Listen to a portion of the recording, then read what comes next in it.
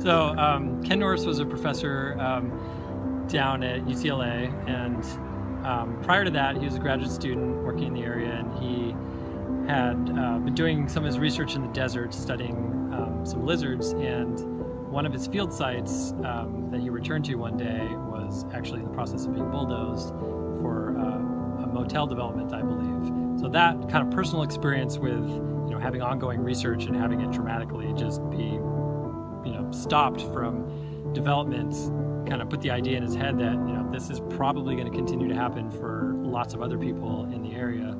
So now is probably a really good time to try to protect some of these places in perpetuity so they can be used by researchers and also students for classes and also their own personal research as well. So he got together with a few other people at some of the other UCs down in Southern California, Mildred Mathias and Bill Mayhew, and they got together a plan to bring to the UC president at the time, who was Clark Kerr.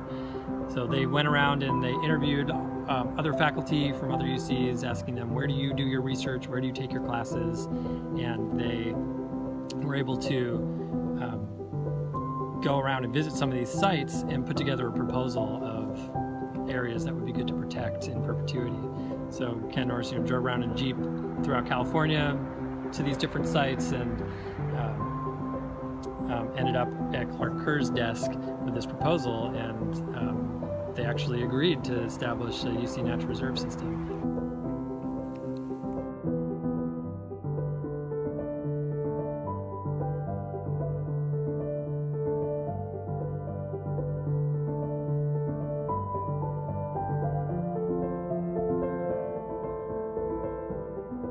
So what ways does the NRS promote conservation? So in a lot of ways. Directly, the original intent of the natural reserve system was to preserve habitat throughout California so that we can learn from it and then use it for research and teaching. So California is one of the most diverse, has some of the most diverse ecosystems or habitat types in the country and even in the world.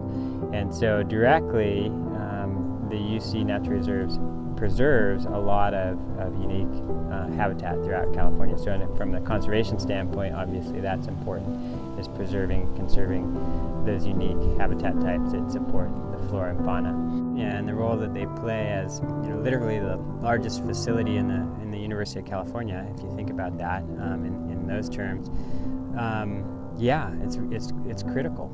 It's critical that we have reserves. It's critical that we continue to support them and we increase the support for them and that they grow over time. And so I think as our population continues to grow and we continue to have pressures on our natural ecosystems and the flora and fauna that inhabit those areas, that we're going to need to have places like the UC Natural Reserves to conduct long-term research, to preserve those unique habitats, and to function as a training ground for the next generation of conservation biologists. And so I'm optimistic and excited about the future of the UC Natural Reserves. I think they will continue to grow and flourish.